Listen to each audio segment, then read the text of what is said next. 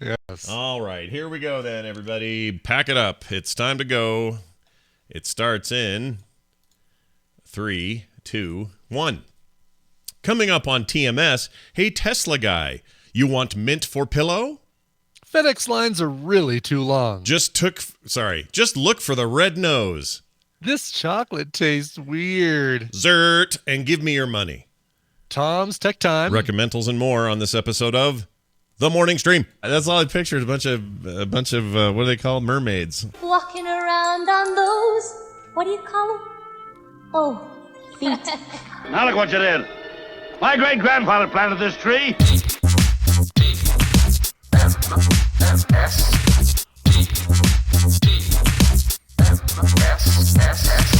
We can't date, you're too oily. This is The Morning Stream.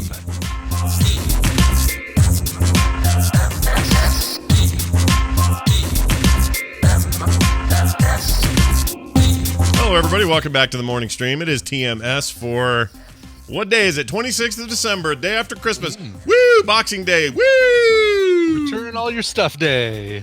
Get the cash. Cold, hard cash day. Do you have stuff like that?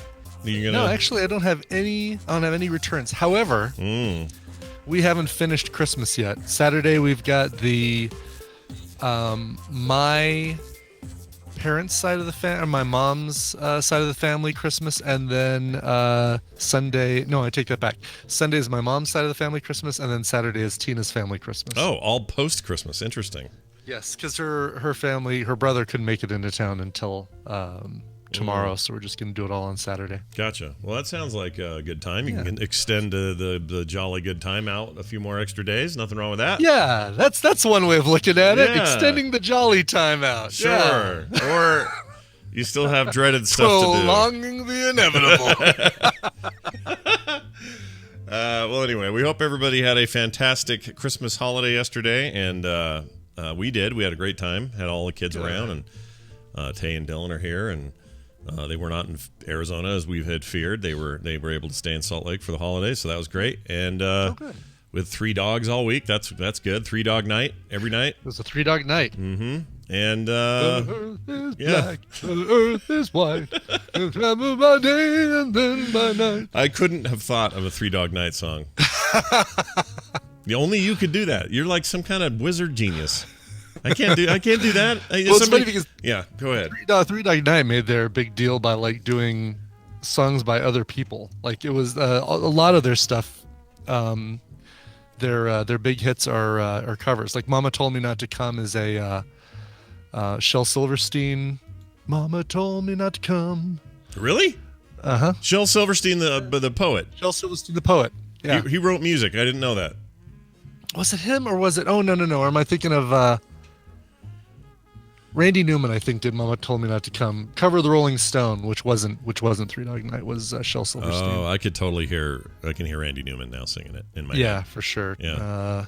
One is the loneliest number. That's a cover by Laura Nyro. Okay. Shambhala, I'm on the road to Shambhala, is Hoyt Axton. I think. The police could I'm doing this without looking at anything, people. The police could pull me over and say, look, the only way you avoid prison, Mr. Johnson, is if you can name a 3-Dog Night song right this second. I couldn't do it.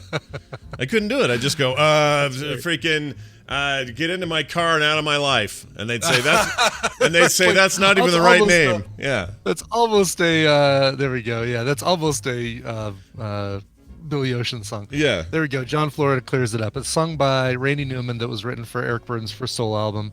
And then 3-Dog Night's cover was, so that's a Randy Newman deal. Right, I like but the, and of course, Joy to the World. Another Hoyt Axton. Joy to the World, like the Christmas the song? Dad and Gremlins song. Oh, right. Oh, the Dad and Gremlins, right. Yeah. Oh my gosh, it's all flooding back now. This is great. We watched a really bad version. By that, I just mean a crappy, pixelated version of the Muppets Christmas Carol last night. And because it's not streaming anywhere, right? So what'd you have to do, like a YouTube rip? Yeah, and also, I'm calling out the industry real quick here. Which one? Ooh. The big, popular, must-watch every year holiday movies. Yeah. Somehow, mysteriously, don't get streamed during the holidays. Well, yeah. Weird. They want us to buy and rent. How weird. You know what? It should be law that the freaking Christmas Story, right? You'll shoot your eye out, that one. Yeah. That should just be streaming everywhere. You should have Planes, Trains, and Automobiles should be fully available around Thanksgiving. And around Christmas, Elf and freaking the Christmas Carol thing with the Muppets in it, that should be streaming. It's not fair. It's not cool. Doesn't TBS just show A Christmas Story like a marathon for 72 hours around Christmas? Yeah, they do. But they got commercials and stuff, and that sucks. Oh, yeah, that's true. And you can't pause it. You can't do anything. Well, I mean, I guess you DVR it. But I just think that should be the streaming rule moving forward. And it's obvious when you guys are holding back. It just pisses me off. Either that or more better, more originals, more like streaming site originals that are like become classic Christmas things. And then they'll always be there, and we don't have to freaking worry about it. But so we had to track that down, and it sucked. It was a bad transfer. At least the porniest Christmas film was streaming on Netflix, so that's good. Oh, it's wonderful. It's a Wonderful Life. That one? No, Love Actually. Oh, Love Actually. The porniest Christmas movie. It's great. It's one of my probably top 3 favorite Christmas films. Mm-hmm. But Christmas and boobs, whatever. What else goes together? It's not like, hey kids, let's gather around the old television and watch Love Actually. Yeah, no, that's true. It's we somehow we didn't see it this year. We were trying to. We meant to. That was one on the list, but you kind of have to watch it in you can't watch it in mixed company because there's stuff in it, like you said. Yeah. And yeah. Frodo, Mr. Frodo, or not Frodo, Bilbo. Oh yeah, Bilbo Baggins is Bilbo Baggins. Yeah, and Snape. You got Snape, Bilbo Baggins. Right. Professor Trelawney's in that. Professor Trelawney. Yeah, right? so a couple of Hogwarts teachers in there. Qui-Gon Jinn. Mm-hmm. Davy Jones is in there with his big ugly tentacle beard. Who else you got? Whatever Keira Knightley's character, whatever she was called in Pirates of the Caribbean. Whatever she was called in Pirates. Whatever she was called. Like, come on. Like, who remembers anybody in that film but Davy Jones and Captain Jack Sparrow and Barbossa? It's so much funnier than saying. I can't even tell you Orlando Bloom's character's name in that damn movie. I kind of might be able to. Let me think about that for a second. But I just think it's a funniher way to say it than you could have said whatever her name was, but instead you said whatever she's called. Whatever she's called. Whatever. Something funny Elizabeth about that. Swan. Thank you, Just Dax, Gigi, and Lucas Light. Yeah. Oh yeah, Will Turner. That's right. Yeah. Will Turner. I watched part of the second one in the hotel over the weekend. Not all of it, just a piece of it. That's not a good sequel, dude. That's a bad movie. So Dark Pearl was the first one. Oh, Davy Jones' Locker, right? Was the second one? Or? The names were Dead Man's Chest for the second one. Dead Man's Chest, that's right. And the first one was called Pirates of the Caribbean, something of the Black Pearl. Curse of the Black Pearl. Curse of the Black Pearl. Oh my gosh, I said girl. Jamie, you got that one all right? Pearl. I didn't finish the word. I meant pearl, everybody.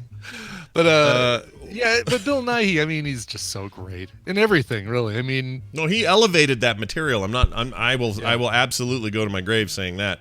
But it's just really bad material. That sequel's not great, and the one after that even worse. And I'm pretty sure the one after that's even worse. But I didn't see it. Stranger Tides or whatever it was called. Yeah, or beyond the other tides. Beyond the Prince of Tides. They get really good actors for it because they get Anton Sugar, right? What's his face? Oh yeah, he's in the last one, right? He's in the most recent one, yeah. Dead Men Tell No Tales. That's the more recent one. That's right. That's the most recent one. See, that was 2017. Holy cow! I don't even have a memory of that even happening. Did it make money? It must have done all right, as far as we know. It probably did okay. Yeah. So the Dead Man's Chest was not great, but not the worst. At World's End, terrible movie. Terrible. Right. Overlong, awful. That whole opening scene with 48 Johnny Depps all walking around the beach acting confused. Yeah. I think that's the one, right? That's the one. It's so meandering and boring. It's like a 3 hour and 10-minute movie. It's just stupid long and bad and bad. Yes, on totally. Stranger Tides, I'd see that once. I'd seen that third one, I went, okay, I'm out. And so I haven't seen anything beyond that. For all I know, Anton Chigurh is awesome, and every time he kills a pirate with his freaking cow gun, it's amazing. I don't know. Yeah, he's great. Yeah. I can barely remember anything about the one with Penelope Cruz, and we even saw that piece of crap in the theater. I can't even remember. Oh, what one was that? I just remember that was, I think, the fourth one. Dead Man. Oh, on Stranger Tides. Stranger Tides. Yeah. Sure. Why not? It probably was. I'm sure it was a hell of a thing. I'm sure everyone enjoyed it. Not at all. Yeah, no. All right, I got a funny story to tell you. So we were out of town all weekend, or a lot of the weekend before Christmas. Well, actually, almost the entire weekend. We were gone Friday, Saturday, and Sunday. We came back Monday, which was Christmas Eve, in the afternoon, and then just pushed forward with all the Christmas business. But while we did it, we have this tradition. Usually we take the kids. This year it was just Kim and I because I don't know, we just felt like it. But we'll go downtown. We get our favorite room at this hotel that we really like, and then and then the hot tub room. It's not like that so much as it is just we like where it's located. Because then when you I leave, do like how you begin with "we were out of town" when really you were 4 miles away from your house. Well, we were. Let's see, how far is it actually? It's more like 25 miles. 20 miles. Okay, all right, that's better. Yeah, I mean it's downtown Salt Lake City as opposed to South Jordan where we are now.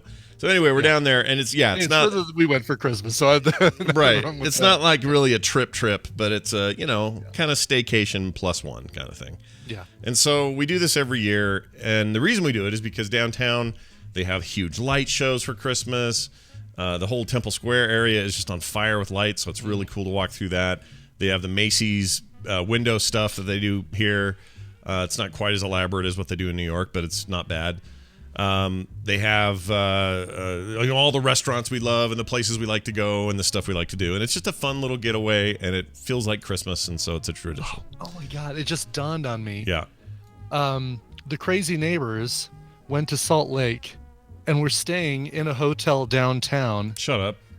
Because they were going skiing. They went skiing up at Alta. They went skiing up at Snowbird, but they didn't want to stay up there.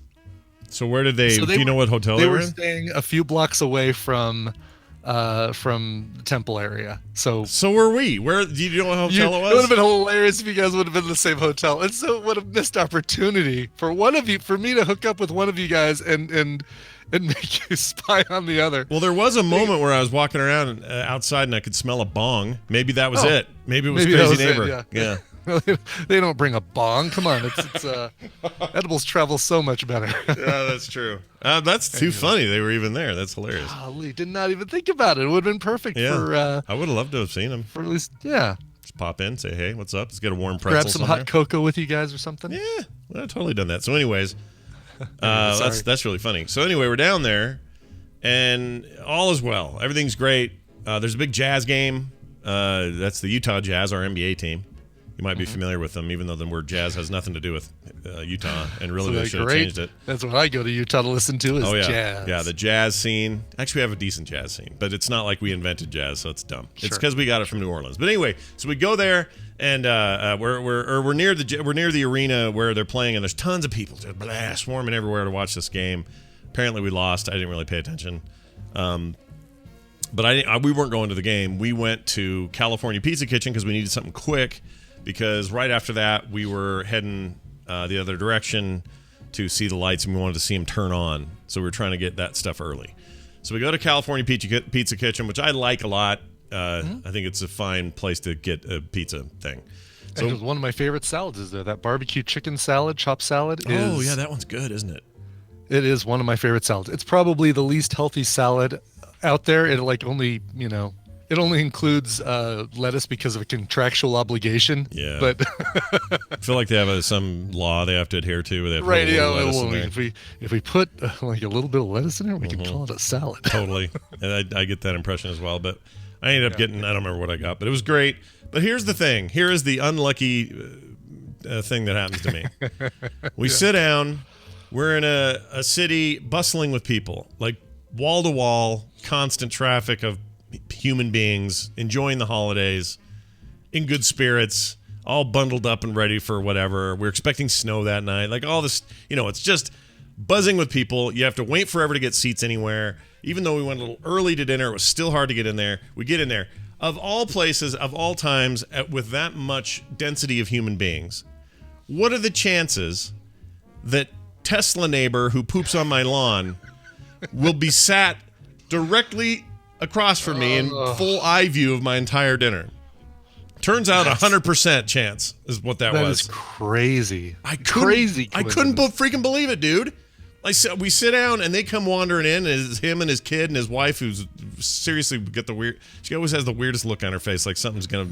I don't know. Something's gonna jump out of her. She's scary. But they go and they plop down. And I went, or it's Kim actually first noticed it. She goes, oh my gosh. And I go, are you okay? Did you lose a tooth? Like, what's going on over there? She looked like she was freaking out. She goes, don't look too suddenly, but right across from us. And I looked over there and went, oh, are you freaking kidding me?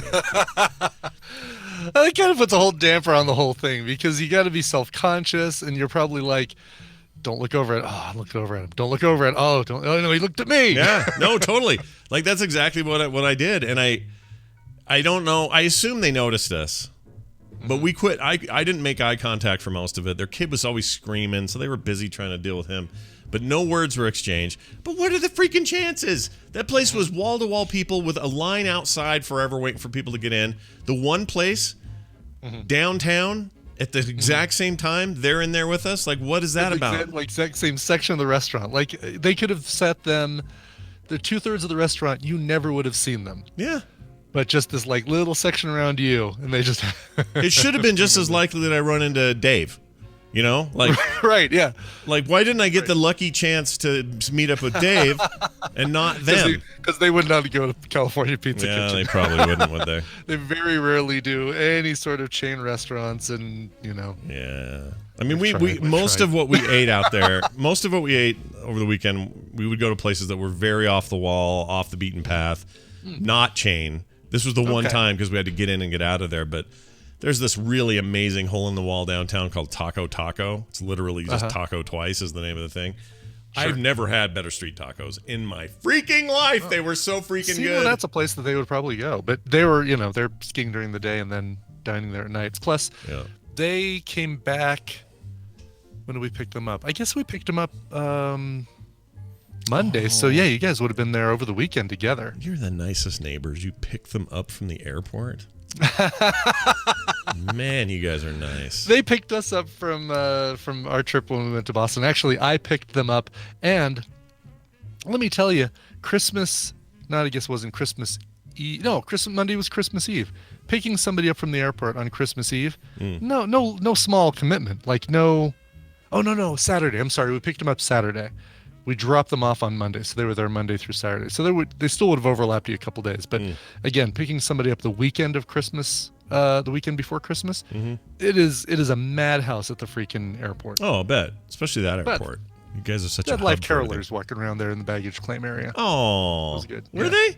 It was really cool, yeah. Yeah, what's their go-to? What are you hearing from them? What are they singing? Silent Night was the song that we heard the most of. I got there perfect timing. Like, I walked in there just as they were getting to baggage claim, because I parked at Short Term so I could help them with their bags. They had like a big long ski bag, 2 boot bags, 2 clothing bags, and a backpack. Oh. And that's like 2 people, so they were going to have to get a cart unless I walked in there. So nice. That's perfect timing. Nice job. Yeah.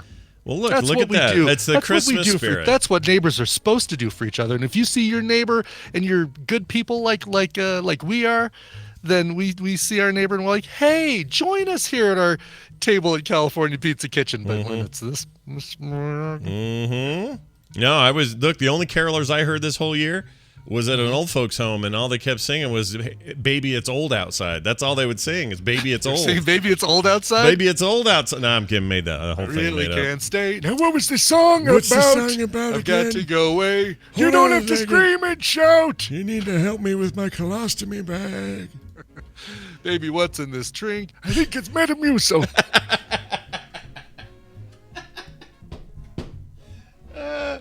One line you never want to hear. I think it's Metamucil. I feel like this song practically writes itself. Like, I could spend less time writing this song than Paul McCartney spent writing Wonderful Christmas Time and have a masterpiece. Yep. By the way, just like when you buy a new car and you drive around the freeway and suddenly you notice everyone else has that car, because we've been talking so much about Wonderful Christmas Time. You hear it all the time? All the time. Every 5 minutes it's on. And I'll be like in the mall and I'll hear it come up on the thing. I'm like, oh, I hate that part so bad. Yes, you know what? My Casio has the echo button as well, Paul. Look, I can press that and the little light comes on and all my notes go.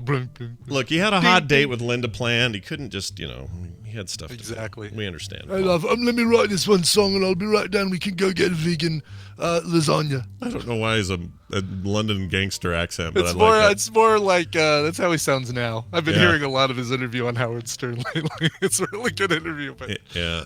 Yeah, when John and I were first starting out, well, we started with. Got a little Aussie in there, we too. don't like she loves you, yeah, and then we got into the old, wanna hold your hand, yeah.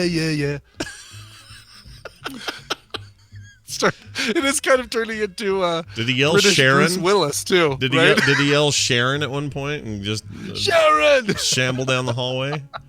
That's fantastic. Well, anyway, so that happened. And then my least favorite thing of the weekend, we're in the hotel. It's our last day there, Christmas Eve. Okay, morning of Christmas Eve. We were out pretty late the night before. It's 7:45 a.m.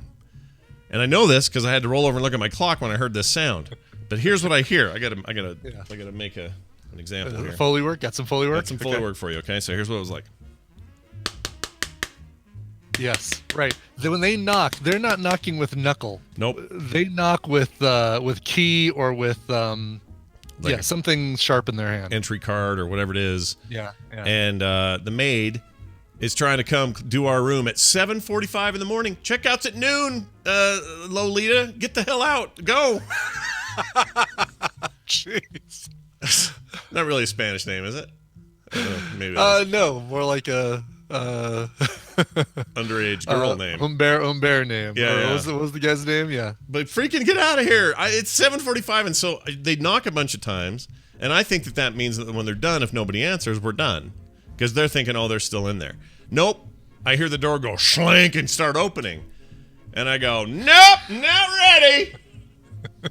Like that from the bed. Yeah, 7:45. That's crazy. I know. I'm so irritated. They must have gotten some.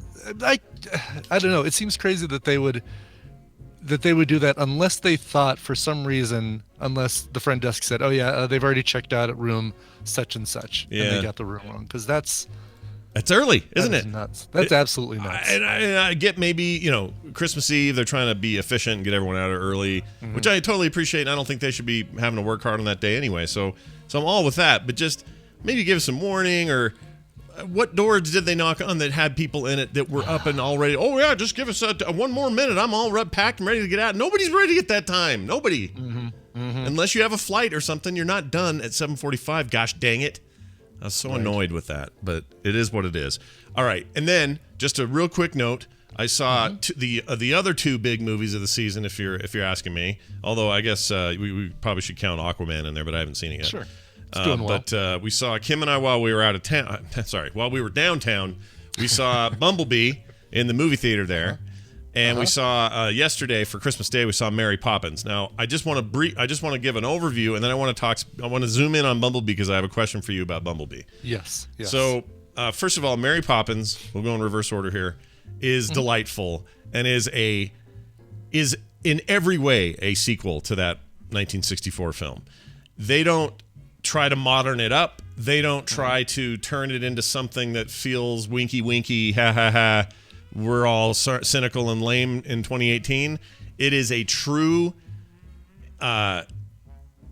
straight up, not just an homage, but a very intentionally one of those movies.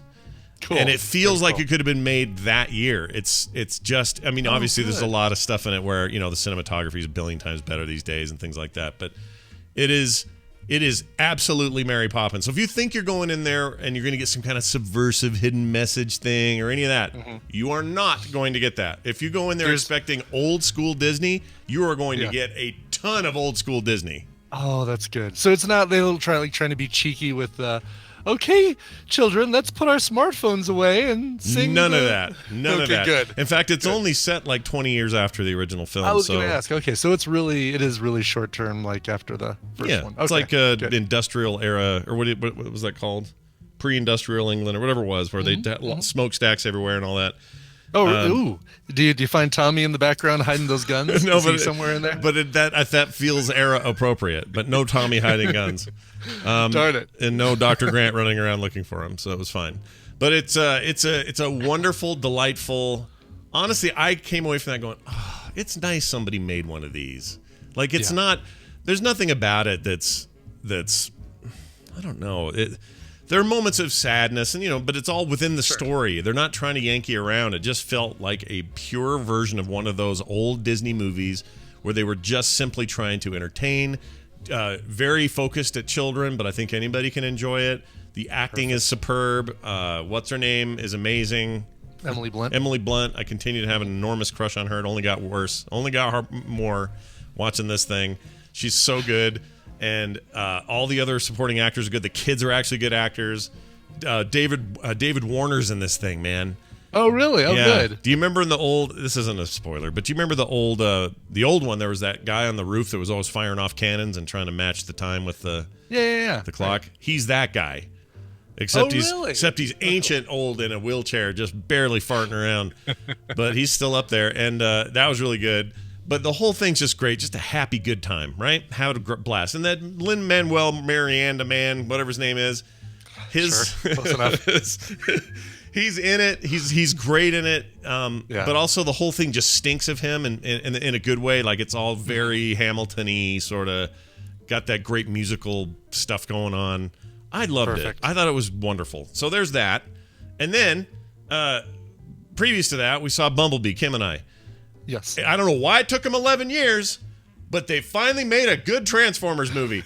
I don't know why they couldn't do this before. Michael Bay must be the stain on that thing or something, but gosh dang it, we loved that. We had a blast with that, and I loved it. So what do you think? They did a great job with that. Yeah, it's a nice take. It's one of those things where you get some in the previews and you're thinking, okay, girl finds Transformer.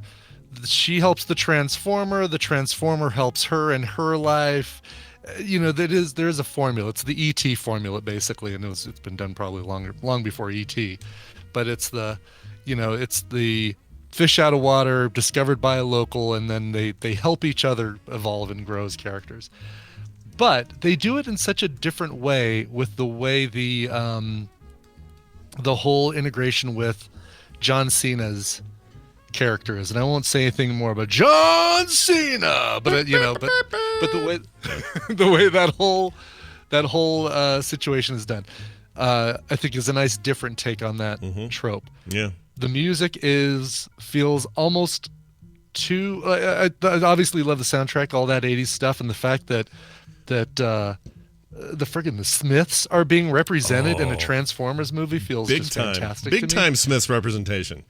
Big time Smiths. Yeah. And so that I liked. I feel like the Bumblebee, there's a scene again, I'm not going to spoil anything. Bumblebee having kind of his ET alone in the house moment kind of thing. Yeah, they definitely I could have maybe done a little bit less of that. But well, did you not feel, I mean, this was co-produced by Steven Spielberg, and I could totally feel it. Yes, absolutely feels Spielberg. Not directed by, but you could tell he was in there during the day going, hey, you know what you ought to do, and then maybe gave him some ideas or whatever, because there is his crap is written all over this thing. It is. It absolutely has the Bumblebee feel. Yeah. But still, again, that's a small complaint, and love the film. Tina liked it. We took Tristan and his girlfriend and had a great time. It has real heart. That Haley Steinfeld is awesome. She's great. She really is great. She's great. I loved her in True Grit, but she's just good, and she sells it really well. And the fact that it's set in '87 is great. She's 18 in 1987, which means she's a year older than me in real life. So someplace, I'm just picturing a middle-aged Haley Steinfeld sitting around thinking about her good times. Remember that time I had a Transformer? Yeah, exactly. I had a Transformer. Yeah. But even like the character designs, like the fact that they went, Volkswagen Bug again is great, but also the Optimus Prime design is way more like the old school like cartoon thing without losing the cool, modern tech. The integration again. I not having any of the Transformers toys as a kid and never seeing the Transformers cartoon. I'm waiting for Film Sack because we're going to be doing that for Film Sack soon. Right.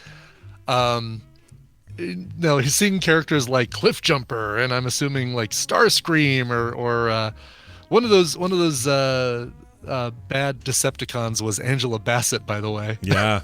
She was good. Which she was really good. Yeah. So anyway, just the fact that they've got so much, I assume, if you're a Transformers fan, so much fan service in this film. Even seeing a cassette player Soundwave dude. Oh, my gosh. Yeah. Ravager eject, he says. And the Ravager jumps out. And they even use the old sound from the show. They used a lot of that, yeah. Oh, Frank, what's his face? I'm assuming... Frank Welker. Yeah, he probably did some of that. Welker doing voices. Yeah. And I know that Peter. Who does Optimus Prime? Peter Cullen. Cullen. That's it. Is it Cullen? Yeah. Peter Cullen doing him again, and he's not even like front and center the way he is in the other things. Like all those other movies are all, it's all Optimus Prime all the time. It's Optimus Prime is all central. Yeah. Yeah. It is definitely. I mean, this is what this movie is, and I say this. This is not meant to reduce it at all because I actually think this all works for it. But it's basically a girl and her horse. Like you find a horse, it's a little bit, got a hurt knee. Normally they'd put this horse down, but I care about this horse and I'm going to help this horse. And now the horse loves me and I love the horse and we're going to win the race at the end. Like it's that movie, but they do it really well and they execute well and it feels fun and fast and funny. And there's moments of like actual laughter. I actually got choked up, Brian, and I'm not going to give away, but there was a scene. Let's just say it's at the end when things are kind of done and dusted. And there's a scene where she looks in the rearview mirror. Yeah. And the little message, the things that are on rearview mirrors. It meant a little something more, Things are closer, the objects are closer than they appear. Oh. Okay. All right. Okay. I didn't even make that connection, but yeah, no kidding. I usually hate that trope in movies because they use it to be like, oh, there's a big thing coming at you, like Jurassic Park or something. This was not that. It's like this sentimental little moment of, oh, that's true. They are closer. Good. I did not even make that connection. You know what connection I did make? And if you've seen Spider-Man Into the Spider-Verse, if you've seen really any blockbuster film this Christmas time, you've seen the trailer for The Boy Who Would Be King. Yeah, over and over. Which is, yes, over and over, right? Yeah. And you get that little this little glimpse of Patrick Stewart. There's a part of me every time I see that trailer that I want to yell at the top of my lungs, "There are 4 knights!" That's awesome. Really, a couple really want to shout that out. A couple of the versions of the trailer don't have him in it at all, and then a couple of them do. And the ones that don't are doing themselves a disservice. You need to have him show up because then you get excited and think maybe that might be a thing you'd want to see. Otherwise, it's the way that they show, like it's right after he does his little sneeze thing and he's talking to him. Oh, there has to be a King Arthur, and you need to have Excalibur. And then they show the four knights all putting their swords over the round table, and that's when I want to shout, "There are 4 knights!" I hope that if they don't do it in the actual film, they really missed an opportunity. I can guarantee they didn't do it in the actual film. No, pretty much not going to happen. But it'd be cool if they did. But anyway, the point is, here's the point. The point is, those are 2 fine choices this holiday season. Yeah. I would say if you haven't seen the Spider-Verse thing, that should be number 1 on your list. That's number 1. Yeah. Best movie of the year, as far as I'm concerned. I saw that a second time Friday night with the kids. Yeah. Second viewing, even better than the first because you were able to kind of look at the stuff they hide in the background. Yeah. The number, you obviously know the number 42 comes up. Oh yeah. If you see even the trailers, number 42 comes up. You start seeing all the places it comes up on your second viewing. It's like, oh, there it is right. Oh, look at that right there. And I like all sneaky the stuff. Easter eggs in the background. I saw Ramita Ramen in the background. That's great. So good. That's what I need to do. I need to go to a viewing where I'm a little more passively observing and see if I can see all that stuff, because you hear there's already a million blogs with 1,000 photos of all the stuff you missed in the Spider-Verse movie. So that's awesome. Yes, number 1 on your list should be that. It's the best movie of the year. and the best superhero movie ever, as far as I'm concerned. I loved it. Cool. Then I think on your list ought to be go see that there Bumblebee and be surprised that they finally figured it out. And it's just a good, well-made, good-hearted, fun film. It's really well made.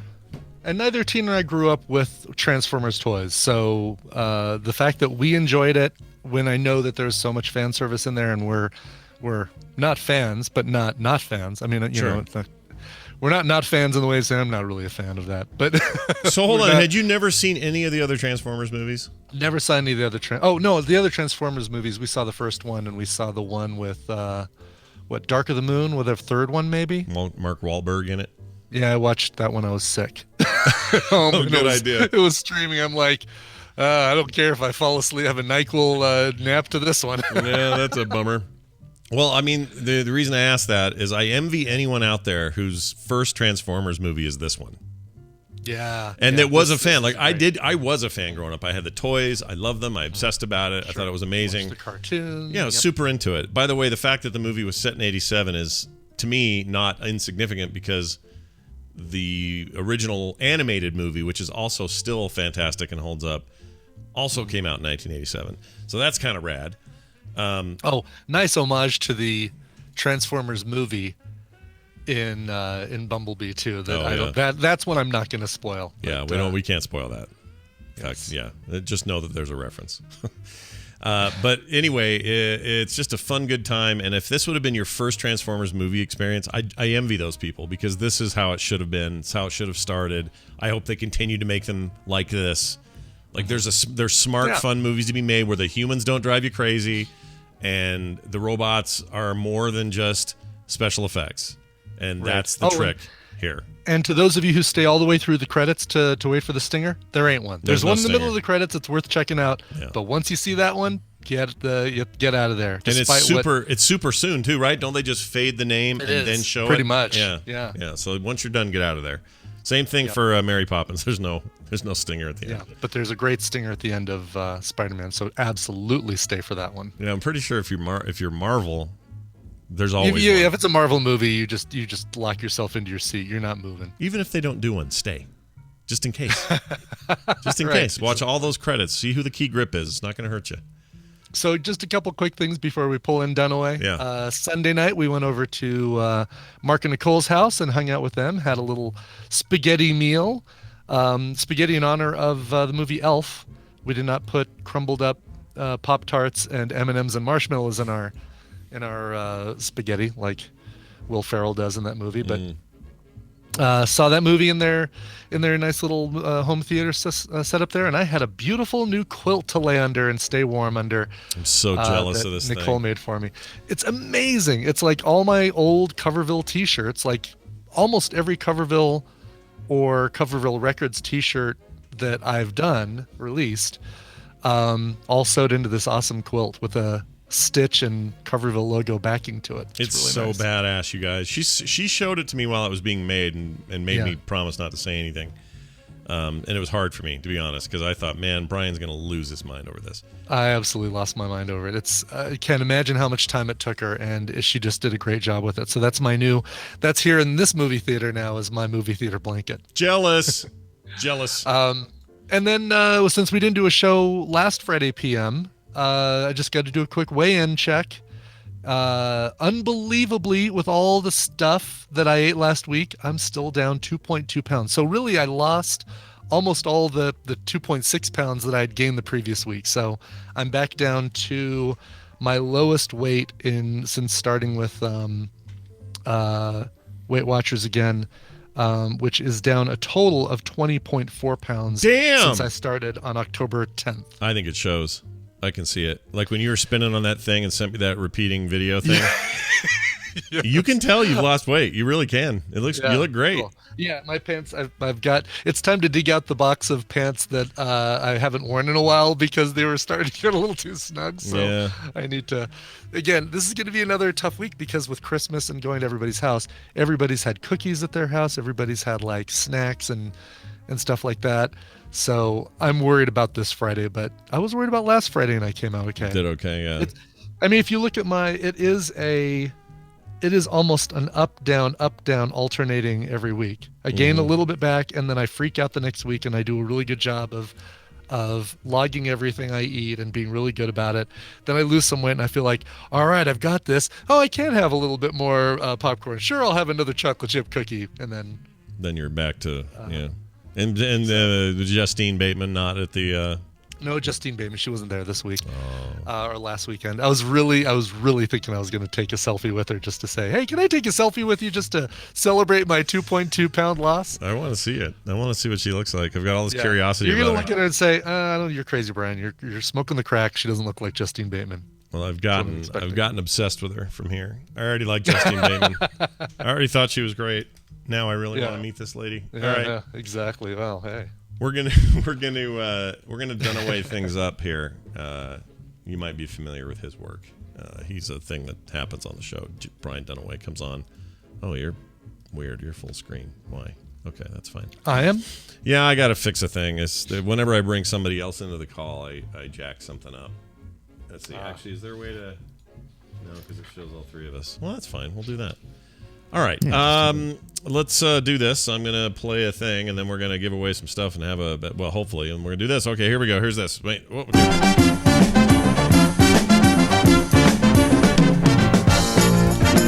Hey, everybody, check it out. It is Babble Royale with our friend and yours, Brian Dunaway from South Carolina. Hello, Brian.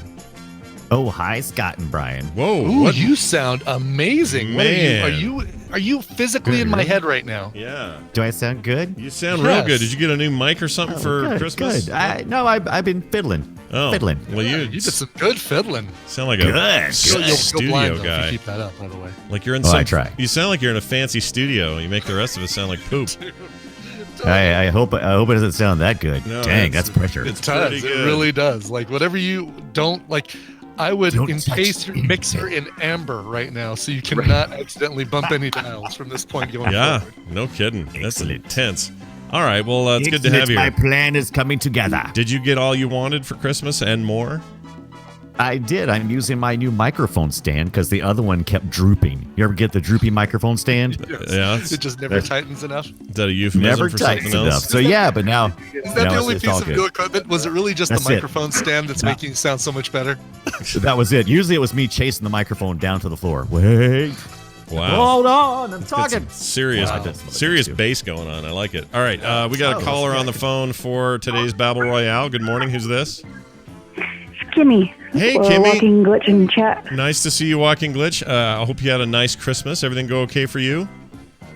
It was good, just exhausting. Yeah, I know that feeling. Actually, my wife knows that feeling more than me. She really kicked butt this week, and I didn't do much.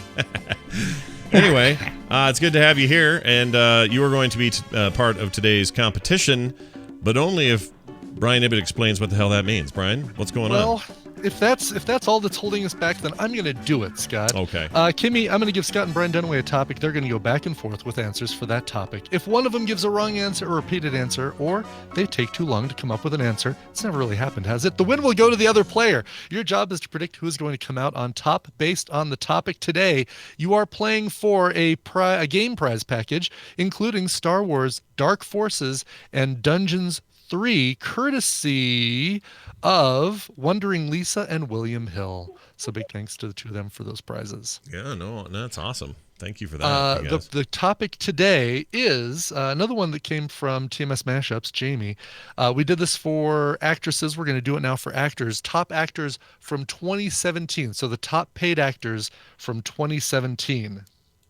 All right. Or That's what we're looking at. From If I remember, 2017. I did not do well in this. You did not. You did not. But I'm going to make it easier. We're going to do the top 20 instead of the top 10. Oh, okay, great. Oh. So start thinking about that. I'll go back over here to Kimmy in virtual game show space and say, now that you know the topic, who do you expect to win and who would you like to start? Well, since it's names, it's got to be Brian Dunaway. No. No? No, you should make it him. Yes, make it him. I think it's a good idea. And Scott can go first. Okay. All right. I'm going first. Very exciting. Because he's just going to say Pumbaa a lot. Yes. Pumbaa. All right. So top 2017. 20 highest paid actors 2017. 2017. All right. I'm going to start with... oh, gosh. This is weird to think a year ago. It's hard to think of it. Yeah, it's almost 2 now. Yeah. I'm sure some of these are shared with this year. They'd have to be because they almost always are. But I'm going to say Chris... I can't think of his last name all of a sudden. Do I have to know their last name? I probably do. Yeah, you probably do. Because you can't just say Chris. There are a couple of them working in Hollywood. You say Chris. Chris Pratt is the one I'm thinking of. Chris Pratt. That's a very good one to pick. He made $17 million. Of course, he's Star-Lord, who made 35% less than he did in 2016, but he still manages to make his way to number 19 in the top 20. Nice job, Chris Pratt. All right. Well, I'm gonna go with the other Chris, Chris Evans, Captain America. He also another MCU veteran, Captain America, of course, and just a little bit above Chris Pratt with 18 million. Okay, that's how it should be. He's Captain America. He should get a little more. That's right. Should get a little more than Star-Lord, yeah. Well, let's stay with the Chris's and with the Marvel Universe, and I'll say Chris Hemsworth, everyone's favorite hunky guy. Much better choice. Number 11 on the list, $31.5 million for Chris Hemsworth. He's the highest paid Chris, right? Yeah. In the MCU. Right. And I guess because of was Ragnarok? Yeah, Ragnarok was Ragnarok. 2017. Yeah, that's true. So there you go. That's why. All right. I'm going to go with... I'm going to stay in the Marvel Universe, but I'm going to get outside Disney and go with Ryan Reynolds in that Ryan Deadpool movie. Very good choice there. Very good. $21.5 million, according to Forbes, putting him at number 15 on this list. I'm going to say kind of a weird one, but I remember hearing that year that Netflix paid him a crap ton of money for a bunch of exclusives. So I'm going to put an old but now new again name in there. Not that he's making anything good for them, but I think Adam Sandler's on that list. Oh, what? I didn't think about that. That was 2017, sure enough, wasn't it? Yeah. What a great choice. Number 4 on the list. Wow. $50.5 million. And I think you're right. I think it's because of all that that Netflix money. Netflix scratch. Yep. All right. Good choice. That was lucky. All right. That was a total At shot least in the dark. At least for another couple of years, I think Tom Cruise probably lands on this thing every time. And there was a Mission Impossible in 2017. There was. And The Mummy also. So $43 million for Tom Cruise, putting him at number 7 on this list. All right. Probably Robert Downey Jr. still on there? No. Right? I think that's one that Brian was going to hold on to. He absolutely is. He's just ahead of Tom Cruise, as a matter of fact. Iron Man there making $48 million for the year. Wow.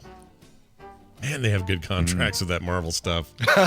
They do. Yeah, they really do. It's unbelievable. All right. What say you, Brian? How about a booby? No. He was in every movie for like last 2 or 3 years at least. He's in every single movie. How about The Rock, Dwayne Johnson?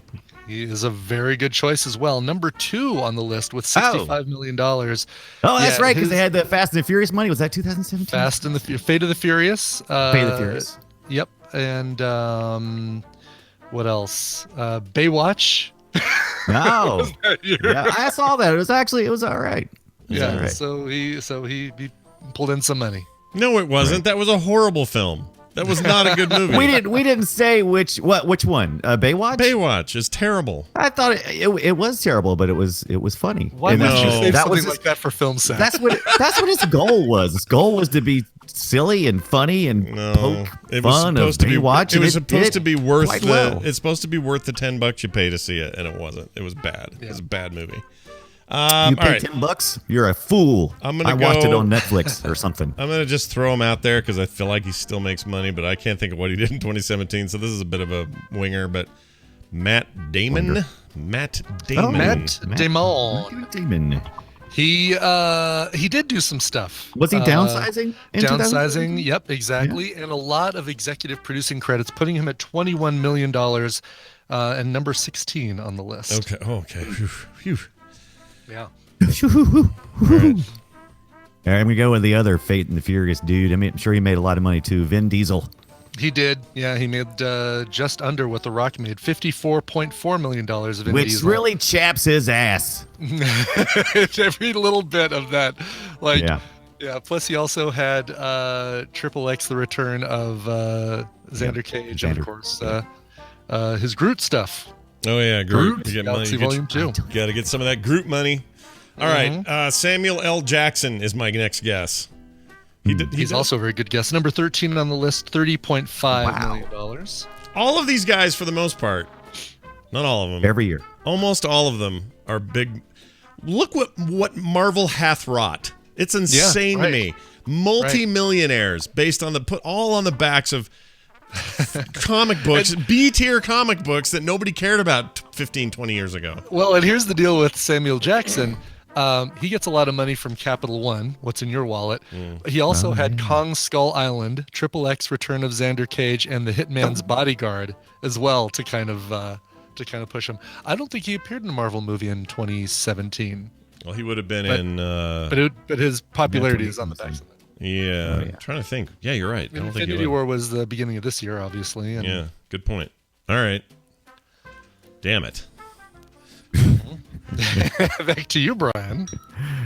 Well, how Still about? haven't got number one, which is interesting, but Oh, good. How about? He's either at the bottom of the list or the top of the list. I'm just not sure. It's a 2017. I'm going to go with Mark Wahlberg.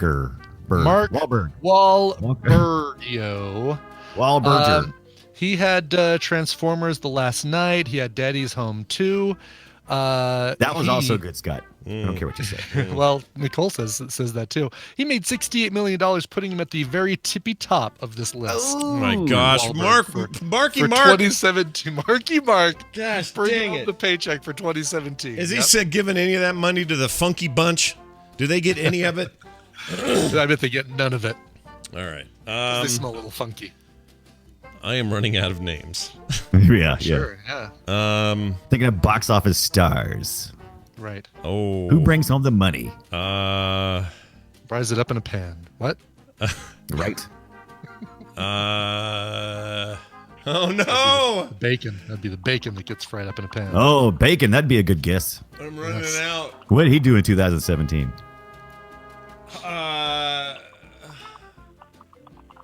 All right, I'll give this Spider-Man kid. Well, I don't know his name. Spider-Man Holland? Kid. Is that Tom your official... Holland. Tom Oh, Holland. why did why'd you they give him help him, that? Brian? Tom Holland. Why'd I give that to him? I don't know why he did. Tom Holland. Not. Oh! All right. No! Kimmy, gosh dang it, you got it right. I could have sworn maybe it's because there was no Infinity War yet. I think you did all right in 2018. Yeah, and 2016 was Homecoming and Civil War. Is that right? Oh, yeah. I was Yeah. thinking it was 2017 as well, but I guess it was that. Shoot. Right. Who else is in that top 20? Okay, here's the ones you didn't get. Jackie Chan still pulling in $49 million for 2017. What? For Like what? Jackie What did he Chan's. do? For He what? had he was a spy next door or something. Something like that, yep. You had three people who, even though they're Bollywood stars, still made money in Hollywood for something called Sultan. Shah Rukh Khan, Salman Khan, and Ash K. Kumar. And they're in the They were 8, 9, and 10. Tom Hanks pulling in $31 million for something, probably an executive producer. Oh, was that the Steven Spielberg? No, when he did the What was it? Bridge of Spies? The Circle, Sully, and Inferno were 27. Oh, Inferno. Yes. Sully, of course, a big one for him. Ryan Gosling making a lot of money from La Blade La Runner. Land, of course, and Blade Runner 2014. He's very handsome. And then, of course, a couple more Marvels that you didn't get. Jeremy Renner, 19 million, and Mark Ruffalo with 13 million. Jeremy Renner? Really? Really? Hawkeye, yeah. Oh, they have a lot of money in Hollywood, and that's a lot of. That's mostly Marvel people. That whole list is Marvel people. It feels like. It really is. It totally is. Jeremy Renner getting his It money for pays to Arrival. Arrival Made over $200 million at the box office, so that's why he's on there. Well, Arrival's good. That's a good movie. It is good. It is. Yes. Well, all right, Kimmy, you win, and all you got to do is email Brian Coverville@gmail.com. And he'll hook you up with today's prizes. You did really well. Thanks for playing with us today. And thank you, Brian Dunaway, for hanging out with us. I'm glad you had a nice Christmas. You know, I did a great Christmas. Yeah. It was every year. Yeah, every time. pretty I'm good. like, I get all these things, but I haven't been good at all. That's right. He's the Brian Dunaway on Twitter. And not next Monday, the Monday after next Monday, we'll have a big boop show, which I'm very excited about. Sadly, you're gonna have a big old boop. A big old boop right in your show. Stay out of trouble. Okay, he's gone. All right, that's the end of him. Whew. We don't even have time for news, do we? Nope, no news today. However, we will be back in a minute with Tom Merritt, and he'll be here for Tom's Tech Time, even though there's no DTNS today. He's still got some thoughts, some feelings, some stuff. In fact, she's probably already here waiting to get in. And Nicole Spag will be here for Recommentals. So that's all coming up right after this song selection from Brian Ibbett. That's correct. I'm going to tell you right now, by the way, this song is brought to you by Coverville, where today we're doing part 2 of the Coverville Countdown. It's the biggie. It is the top 20 songs. So we did 21 through 40 last week, and this week it is counting down from 20 down to number 1. What song is going to reign supreme? Well, you'll have to find out by listening to Coverville today, 1 p.m. Mountain Time at twitch.tv/Coverville. Nice. Okay, let's get to this. This is our Indian Middle for today. This is a performer who goes by the name Digital Joker. He's a music producer. He's been producing music ever since, he's been interested in music since he was 6. He's from the Czech Republic. He was born in 1993. He is reliant on dialysis, and he's waiting for a kidney transplant, but he's putting out music because that's what he does. This just came out December 14th, and it is awesome. From the Domes Project Music Records label, here's the song Spin Again featuring Nathan Brumley. Awesome. We'll be back in a second. Stay tuned. We'll only air episodes involving whales and really big sea creatures. Isn't that every episode? I could host on location from the Caribbean with a few humpbacks, maybe a giant seahorse. That's ridiculous! The boy learned what fences were for the hard way, and he's not out of trouble yet.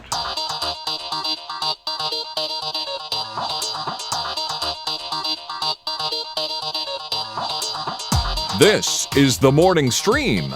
The spice must flow.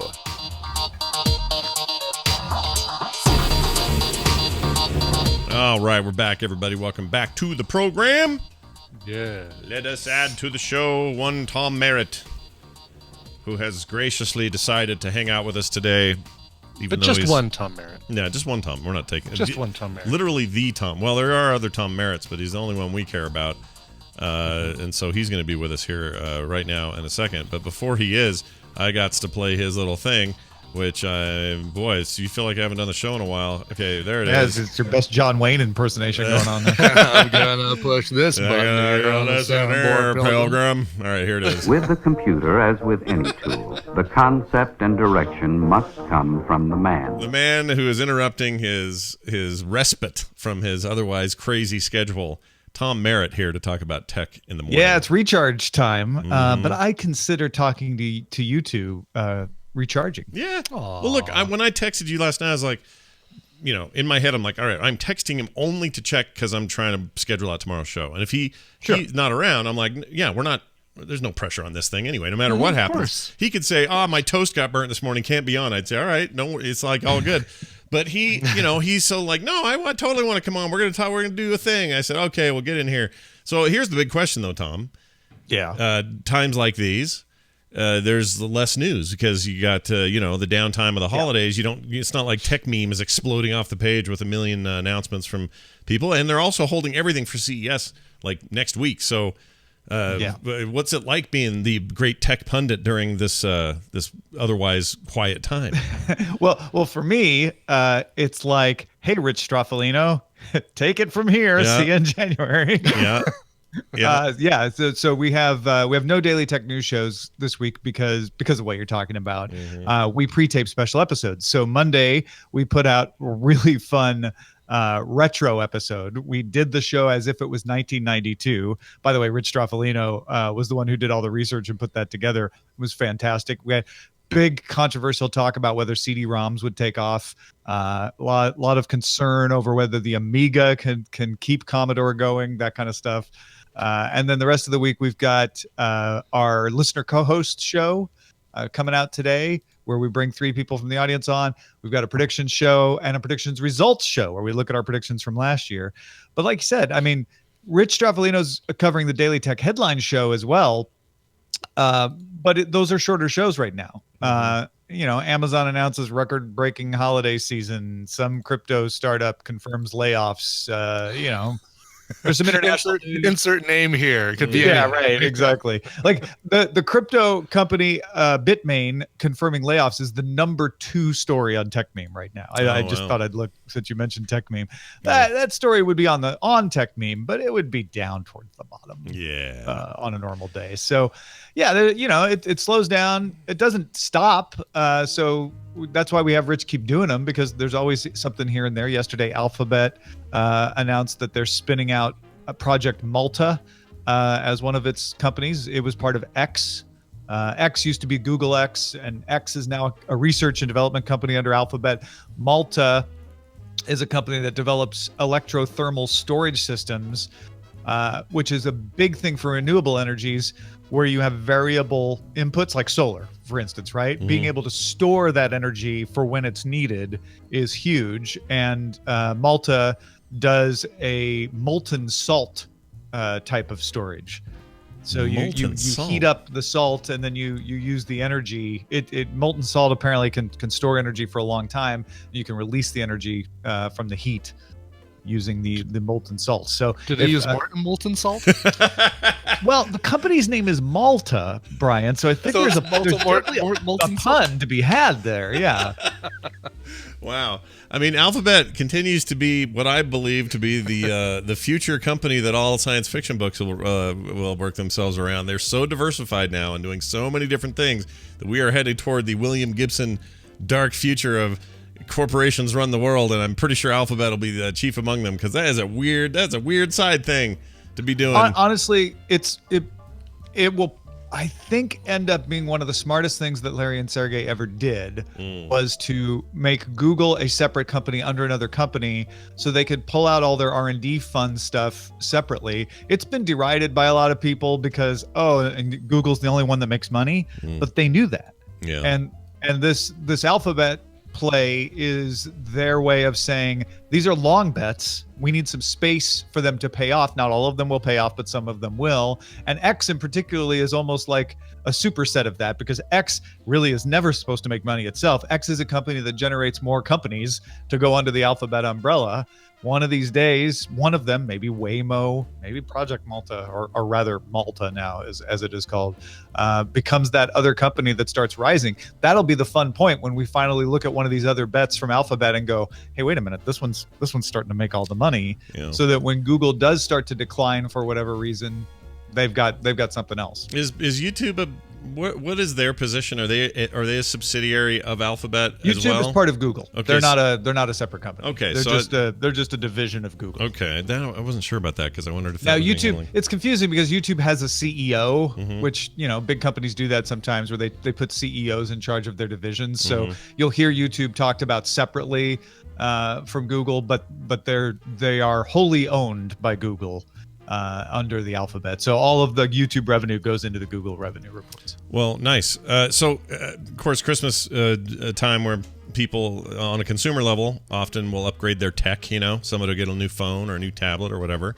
I'm curious, in the life of one Tom Merritt, whose eyeballs are always attached to all the technology happening all the time.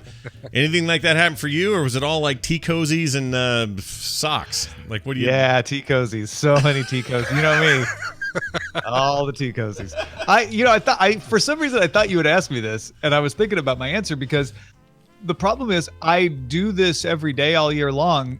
I get most of the tech that I need in the course of having to do my daily job. Right. So I generally don't have a lot I want to ask for, nor do people feel like they should give me anything. So the only actual tech I got for a present was some smart electrical outlets. Oh, nice. From Etexity. And I have some already that I use. I use some in the studio here, but I was thinking, it'd be nice to have a couple more, just to have on hand. There's one more lamp that I'd like to plug into a smart outlet so I can, turn it on and off with voice. And maybe I'd just have one in reserve, but I didn't feel justified spending money on that. So I put it on my wish list, and my brother-in-law, who works for The Verge, actually, he and his wife got that for me. Oh, that's awesome. Yeah, I'm a big fan, as you know, of my favorite thing of all time this week on Current Geek was putting one of those on a Christmas tree. Yeah. It's awesome. It's the best decision I ever made. My only problem is the Christmas tree's still using old school lights. They're not LEDs. And I kind of hate that, so it feels like I'm matching a cool new tech with a freaking ancient dying one that may set my house on fire. But think about it, that's like putting a typewriter keyboard attached to a computer. That's fun. Yeah. It may not be practical, but it's, I like it when the retro meets the new sometimes. Well, the only tech, so we're going to go around the room, Brian, I didn't warn you, but the only tech I received this year as a gift was this new wireless keyboard that is currently connected. This is the one I'm using right now. And I really like it. This is she got it from Apple, and it's their new what do they call it? Magic keyboard, whatever. I think it's basically the one that ships with the iMac Pros. Is it the slate gray one? Or the space gray? Yeah, it's all space gray. That's nice. Replaced my old white one. I feel like it's thinner, and the keys feel like my MacBook, which is that newer sort of spring-loaded whatever key tech they're calling it. And I really like it. It's light. It's like a little aluminum, nice little thing, and it's super cool. But that's as techie as I got. Brian, what did you get any tech items? I'm expecting that there's a couple things I'm going to be getting on Saturday that are techie. The techiest thing that I've gotten so far is more like a thing to hold my tech. Tina got me a Bewbs jacket, the 2.0 Bewbs vest, actually, which is like the awesome travel vest where you've got a pocket that stores an entire iPad. You've got little rubber dongles that come out of the neck, the collar that will hold your AirPods. Like little rubber gaskets that'll hold your AirPods, so that if you take them out, you can just kind of let them hang and then put them back in. That's great. Lots of hidden pockets and things like that. It's made for the Apple Pencil. It's made for the AirPods. It's like really, really cool. You can. Really cool that's great for Spirit Airlines, where they charge you for carry-ons. Yes, exactly. It totally is. I think that's what it's intended I'm not for. even joking. Like you shove a pair of underwear and socks in that iPad pocket, and you're set for the weekend. You don't need no carry-on baggage, no check baggage. You're good to go. And I would honestly do that for a trip to Vegas. Oh yeah, heck yeah. That sounds awesome. Well, see, there you go. Technology in our lives, and Alphabet is huge. That's what we've learned today. Technology in our lives and alphabets in all of our lives. That's right. And also, by the way, what's your deal on on CES? Any big plans you want people to know about? I know we still got a little time before then, but no, we're going to be there again. I think our plan is to do pretty much the exact same thing as last year. We'll have a little space on the floor that we will set up in and record at the regular time and stream at the regular time, Monday, Tuesday, Wednesday. We'll also be attending the evening press conferences and gathering info at those.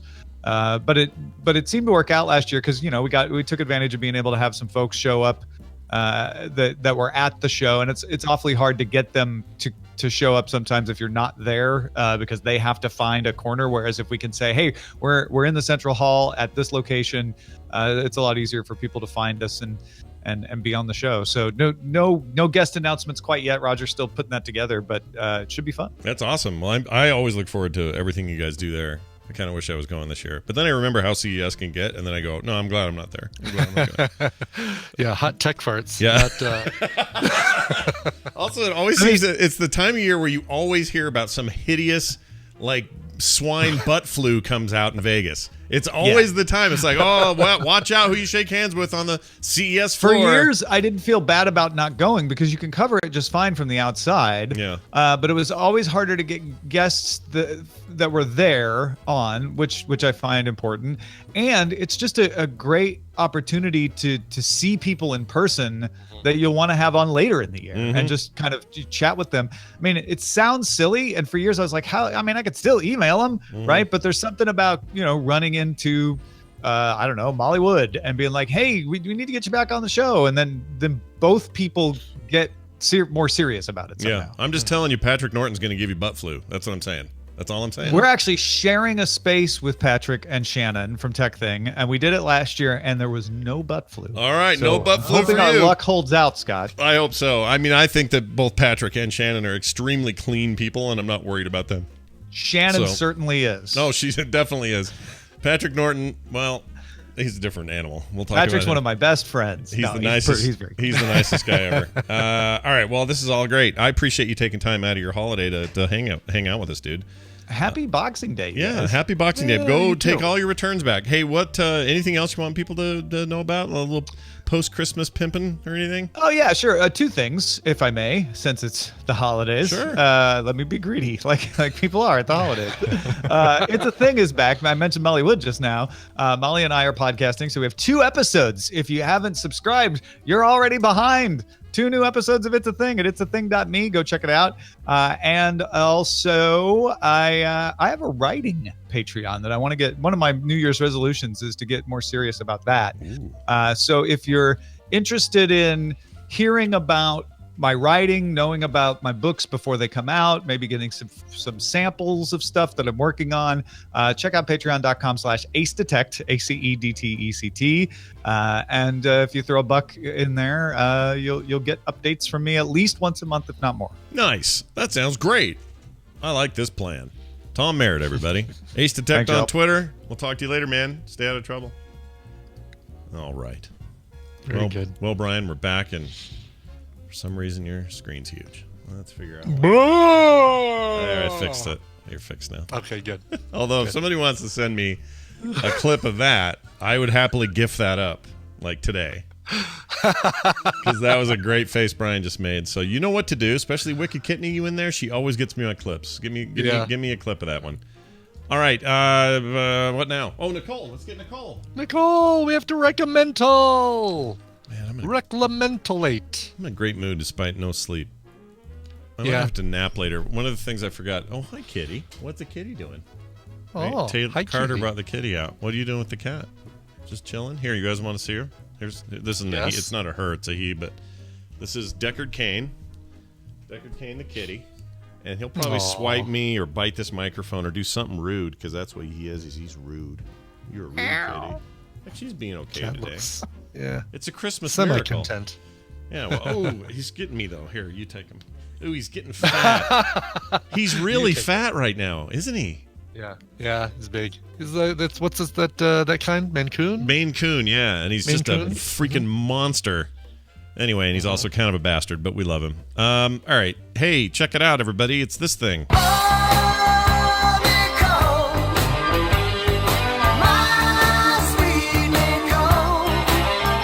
Nicole Spagnolo, fresh off the holidays and still jealous of that rad quilt. I think she should be made to make a quilt for everyone listening right now, all the audience, live people. That was the coolest stinking thing ever. It is. It is so cool. I actually was very nervous making it, and when I finished it, I'm like, oh, I did it! It looks great. I honestly consider it my best quilt so far. It's really good. Did you? I'll Is this back that up. Is this relatively new thing that you're doing, like making quilts, or have you been doing these a long time? So this is a new hobby I picked up this year. It started with just a little baby quilt, and because my dad had always been like, his mother quilted, and he had always said, I would love for you to make me like a jean quilt.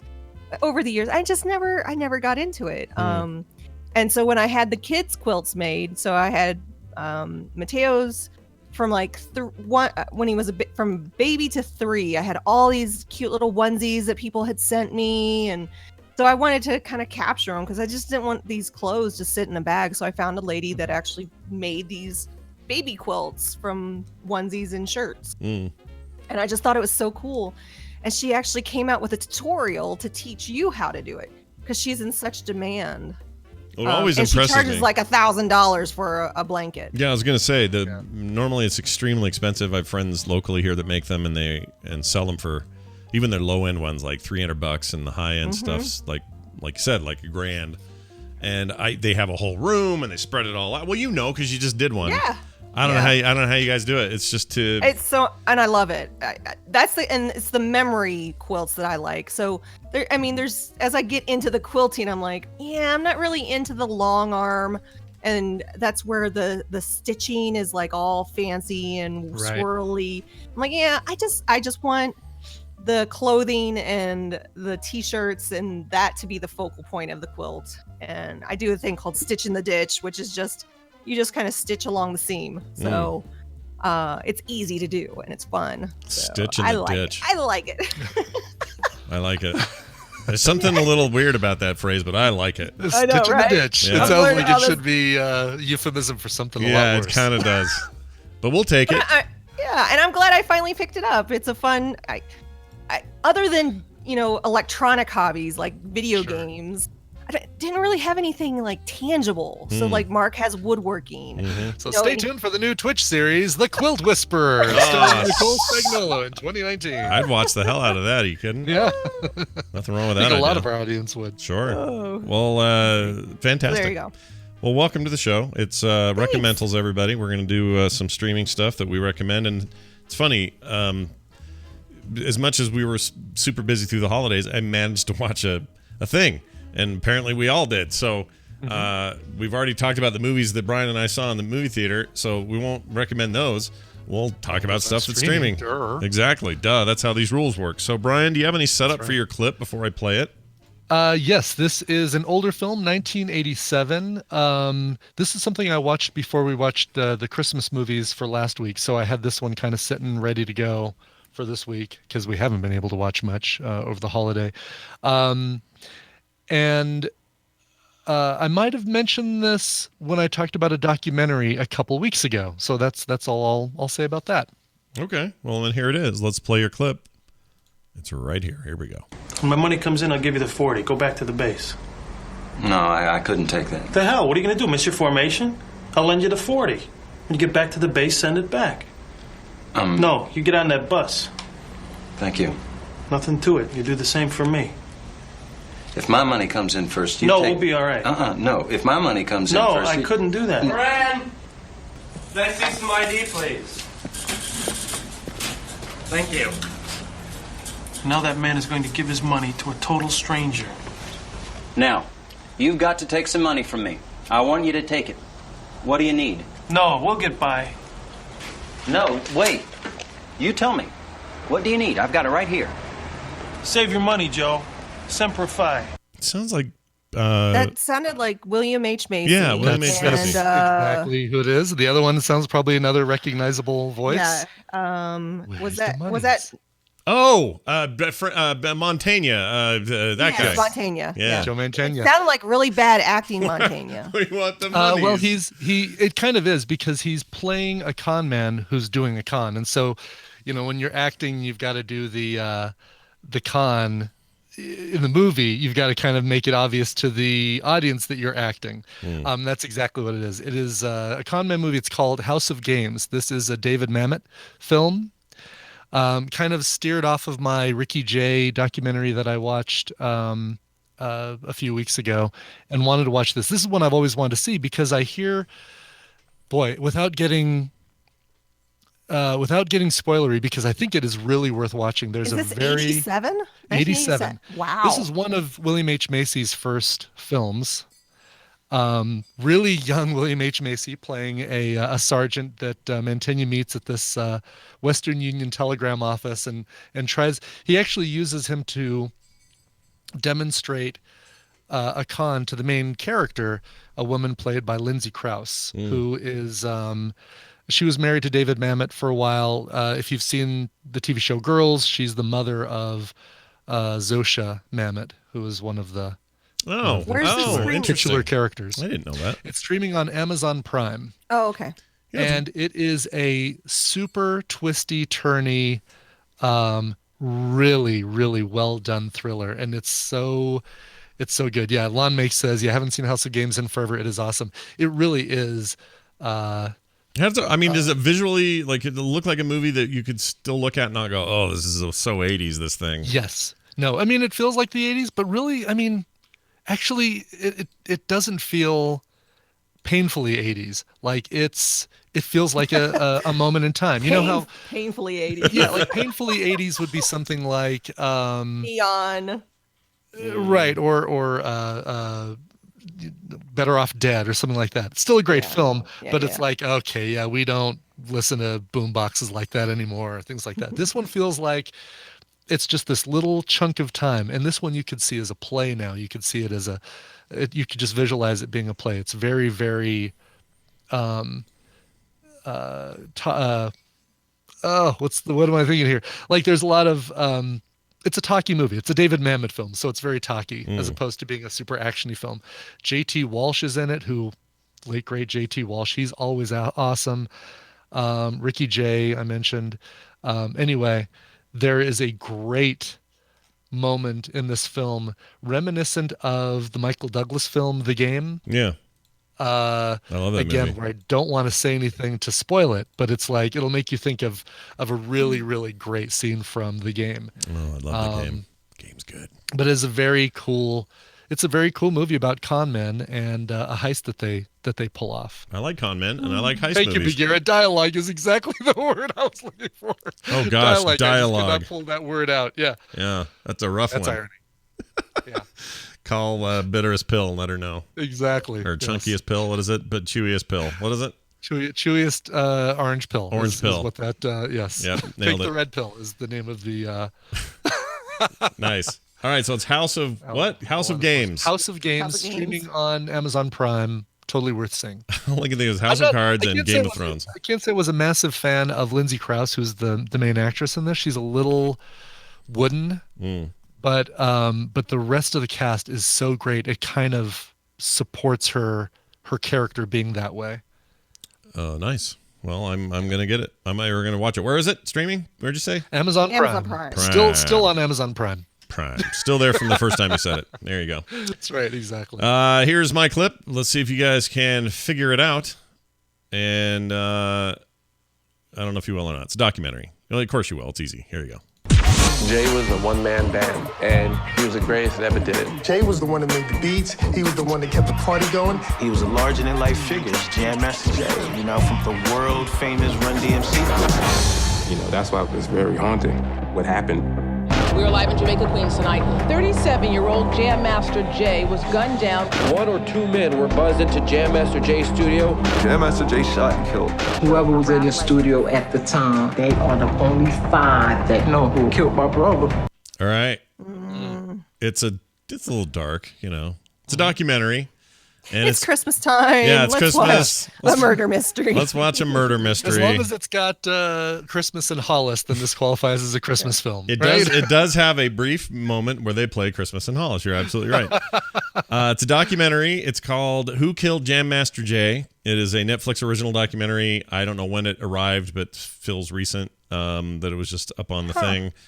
And the only complaint I have for it is the same complaint I had for the Johnny Cash, Richard Nixon thing that I watched and recommended, and a couple of other recent documentaries. For some reason, these documentaries end so abruptly lately. I don't know why. They just suddenly go, and we're done. And I don't know why they do that. It's really weird to me. And maybe I've just don't seen the only two that do it lately, but it feels like it's a thing. But anyway, it's fascinating. I knew about his death, but I didn't know much else. I was a huge Run DMC fan growing up. Loved them.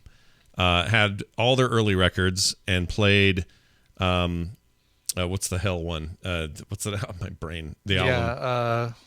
Not Bad Out of Hell. What's wrong with me? Straight from Hell or what was that? Rapping in Hell. I don't know what it is. Whatever it is. Hell freezes over. Hell's. Tour. We're all going to hell. Raising Hell. Raising Hell is a great album. I had that whole album memorized. Like I was just so into it. And anyway, they had dialogue in Hell. Says Sidian. Nice, Sidian. I was so into those guys, and when it was reported that he was killed, I just thought that is the biggest freaking shame I've ever heard of. And then I just never heard anything about it. Like, did it ever get resolved? Did they find out who did it?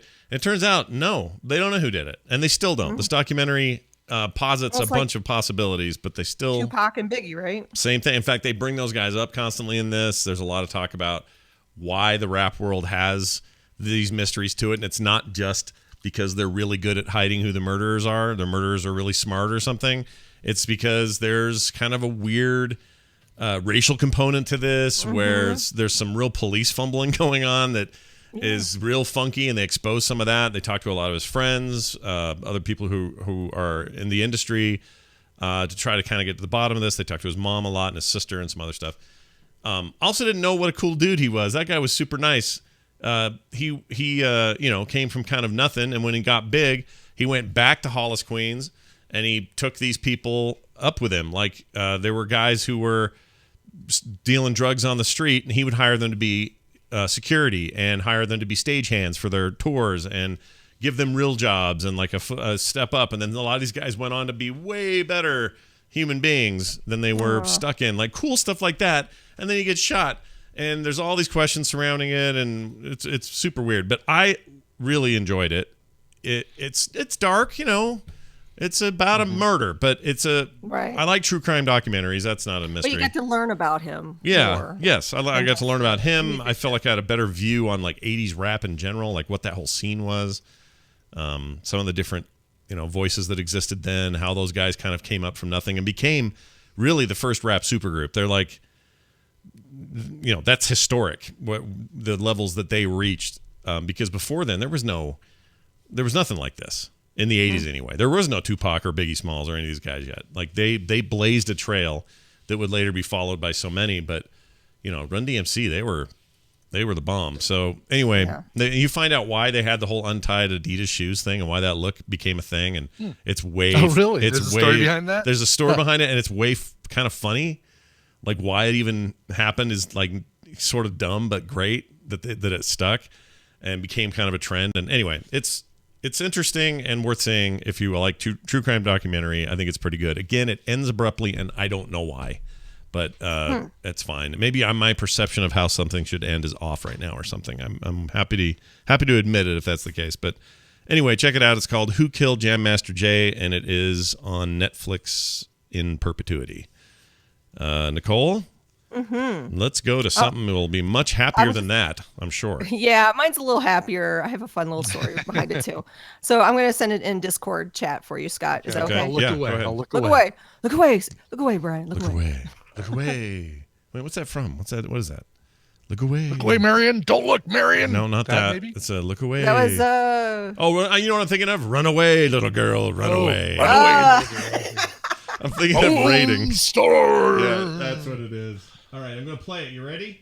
Yep. Okay, here goes. I'm not even looking. I'm just hitting play. Don't you just love the holidays? As long as we are spending it together. And we'll probably eat things that are pretty awful. What is this? No.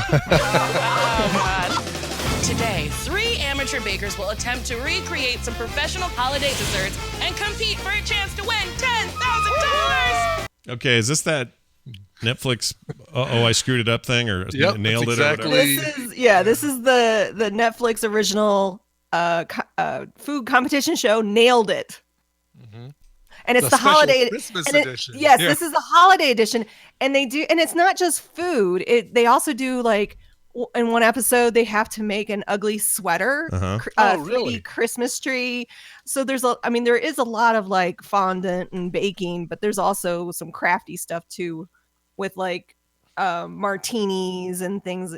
So there's some New Year's Eve themes to it. But here's the hilarious part about this show. I threw it on because I was like just looking for something kind of benign holiday on the TV yesterday. My son, who is 7, adores this show. I'm sure, yeah. And he is currently watching it right now because, Mom, can we watch Nailed It? I'm like, really? It's like, I love this show. So it's not. Is it? So some of those Food Network-y ones, Kim and I were watching some of those over the weekend where they, the holiday baker competition ones. I don't like them because they tend to be edited like all the other bad reality TV, where it's like, and our person going home this week is, and then they have fake pause. This one, everyone knows they're horrible. Everyone knows they cannot bake. Everyone knows they are not good crafters. This is not going to be your Great British Bake Off, but it's also not going to be your, your real garbage, over edited reality shows. Well, good. I feel like there's a good wide range of, I think Survivor and Amazing Race way up at the upper echelon. And then you start going down with stuff like Hell's Kitchen and Big Brother and stuff like that. I think this show is kind of funny because it makes fun of itself. Like it knows it's ridiculous. And they know the people getting into the competition, they do their interviews and they show like burnt cakes and they know they're not good, but they try. And I think that's kind of endearing that they're trying to make whatever as close as possible. They really give them some unattainable models to use, though. It's like, all right, look at this beautifully done set of Wise Men cake pops. Now make yours. And it's like, all right, fondant turd on a stick is what's coming up, and you know it. Fondant turd on a stick.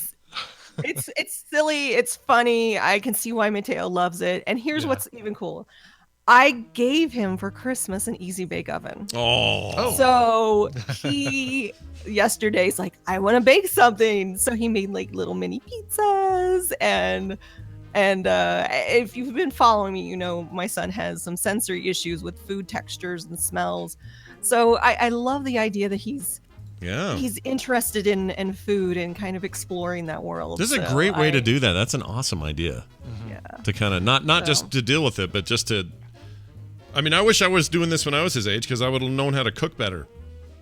Like I don't know how to cook. Yeah. No, it is a good starting point. Yeah, why not? Yeah. Plus, I used to love it. My sisters would make like brownies in there and stuff, and I would eat those. Yeah. A lot of stuff you can cook on a light bulb. Do they still? Is the current Easy Bake Oven? Is it still a light bulb? Yeah, it's still a light bulb. Wow, I would have thought they would have put in. I don't know what they would use. I guess LED. I guess you can't really do LEDs because they won't get hot. But. No, right, I don't know, some kind of new filament or lasers. something. Yeah, lasers. Green laser. Yeah, chat room. I should make a dog-rito in an Easy Bake Oven. There you go. Oh yeah, I like this idea. All right, well that's fantastic. I'm gonna watch that thing finally because just throw it on. It's not the kind of show that you need to like really pay that much attention to. But it's fun and there's a lot of holiday episodes. I was thinking it was only going to be a couple, but there's a lot of holiday episodes, so they get into some fun stuff. I'll say that is much happier sounding than Who Killed Jam Master Jay. Yeah, so nice job. And probably even happier sounding than the David Mamet movie as well. Yeah, it seemed like a nice happy thing. I may just do that today while I'm working on other stuff. That's a great idea. Yeah. All right, find recommendations across the board. Yay. If you want to find these things, it's super easy. You head on over to Twitter and follow Nicole Spag. She always retweets them so that you and don't if you're have curious, if you're curious about the quilt that I made, Brian, I also put it up on my Instagram. I did put it up on Twitter too. So the series, if you want to see like the series of me cutting the shirts, there's a 10 photo step through that I did on Instagram, so you can see Brian's shirt come together. All right, I'm into it. I want to watch that. It's Nicole Spag, everybody. Have a fantastic New Year's, and we'll see you next week. Bye, guys. Bye. See ya. Okay. Well, that was a good time right there. Yes. I have a dumb little surprise for you. So here's what we're going to do. We have 3 mashups to play before the end of the year from Jamie.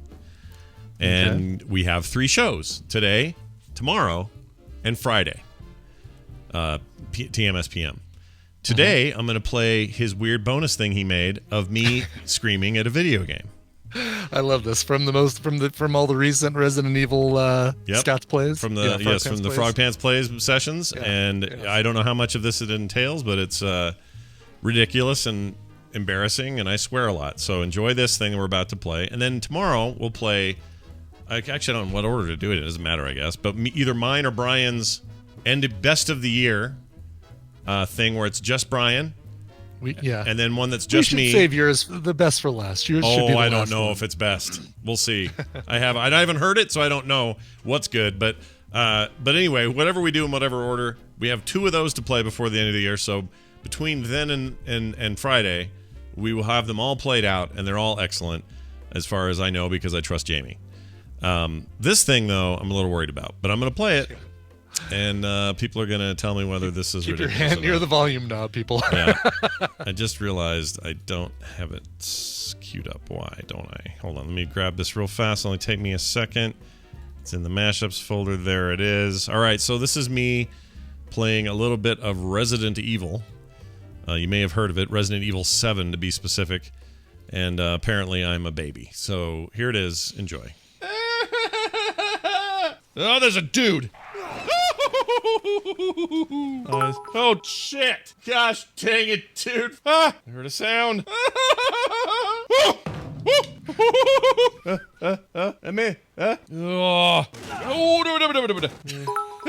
Oh, gosh. That thing's moving. Don't do that. Shit. Shit, donkeys. Wait, we gotta look at this other doll. Shit. Shit. Shit. Oh! Ah, my... Oh, Lord. Get up, dipshit. Oh. Oh, shit. Oh, F off. Oh, it's Grandpa. Oh, shit.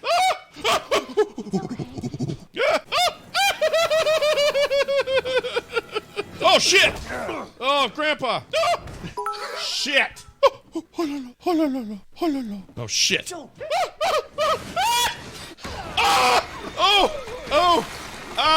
Wait, there's no way. Oh, shit. Shit. Shit. Oh, shit. Oh, shit. Oh, shit.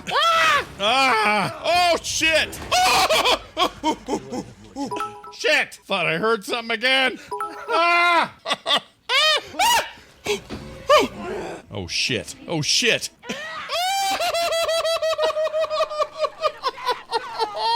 Oh, my gosh. I'm gonna marry him and he gonna have my baby. Shit. Oh, no. Me. Shit. Reload, you dumbass. Oh, jeez Louises. All right, that's our save point, folks. So we're going to leave it here and hope for the best. All right. Wow, I think you owe about $25 to the swear jar. Oh, yeah, no kidding. I just throw a couple of big bills in there. Oh, man, these brand new sweats my wife got me for Christmas have a hole in them. Oh, what did I do? So I understand the S-bombs and the but what's the No, it's me going like a thing will happen, like Mia will come out of nowhere, the girl in the game, and she'll be all scary, and then it's me running away, just making whatever sound I can think of as I try to find a hiding place or something. Oh, that's great. All that's in video form, in long form, if you're interested in seeing it over at youtube.com/Scott Johnson. So there you go. All right. Well, we've come to the end of this podcast. Again, tomorrow we'll play these other end of year best of 2018 mashups, which I'm very excited about. Yes. In the meantime, if you like what you're hearing right now, and by gum, why wouldn't you? You can support us at patreon.com/TMS. That's patreon.com/TMS. Big thanks to Jamie for that mashup there. TMS Mashups on Twitter if you want to follow him and give him suggestions on stories you'd like to hear in mashup form. Frogpants.com/TMS is our website, so find everything you need there. It's all linked. Song requests, Twitter accounts, Reddit pages, all of it. So go check it out. All right, Brian, song to leave on. Song to leave on goes out to Wolverine 102. I guess that's the class you take after Wolverine 101. Hello, Coverville. After the absolutely gushing review and recommendation to go see Spider-Man Into the Spider-Verse on TMS, I was compelled to take the wife out on a surprise date last night. Side note, every word of what has been said about that movie is 100% true. Run and go see it immediately. But that's not why I'm requesting this song. During the previews, a trailer for How to Train Your Dragon 3. Oh, before I even continue here, I am kind of sick of the How to Train Your Dragon 3 movie trailer, but that's a side note. The stupid... Do you get the trailer for that Dumb Dog movie? Well, the one where he's lost and coming back. Squirrel. Where basically they give you the entire plot of the dog movie in the trailer. Yeah, I know they do that a lot. Yeah, in he actually trailers. comes home at the end. Like, dude. Right, exactly. Yeah. Like, isn't that the thing you'd want to say for whether is he? Oh, I wonder if he's going to make it. Oh, I guess he does make it. Yeah, I totally agree. Like, I don't know who that's aimed at. Probably little kids or something. But no thanks. They've given me the entire movie in 2 minutes. I don't want to see it. Right. now. Yeah. Thank you. No. Yeah. Anyway, okay. So during the previews, a trailer for How to Train Your Dragon 3 played, and it features this cover of Tom Petty's Learning to Fly. This is one of my all-time favorite songs ever, one that I hold dear to my heart, and I consider it the greatest of all of Tom Petty's songs.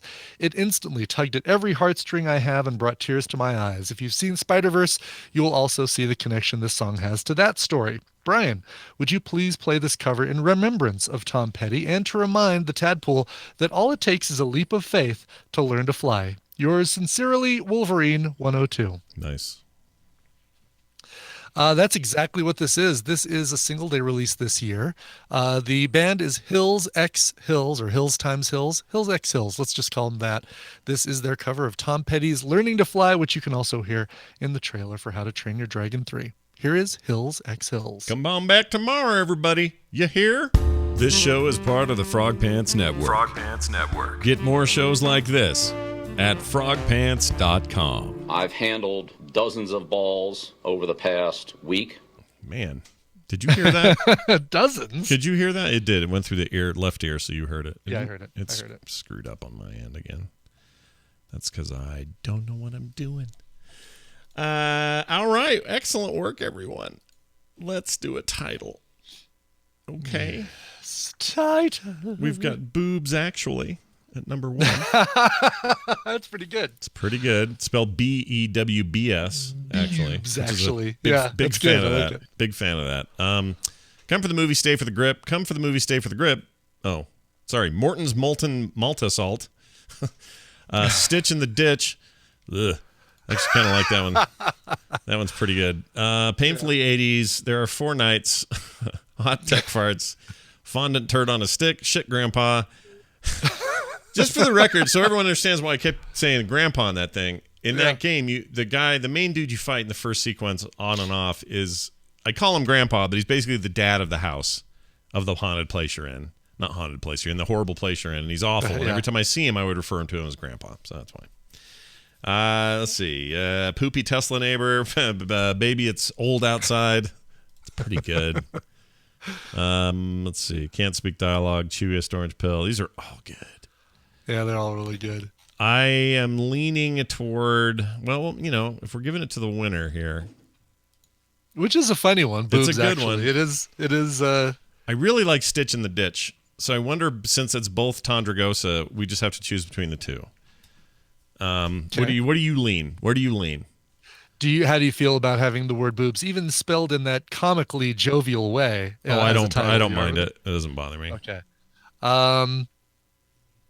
I like Boobs Actually. Okay, we're doing it then.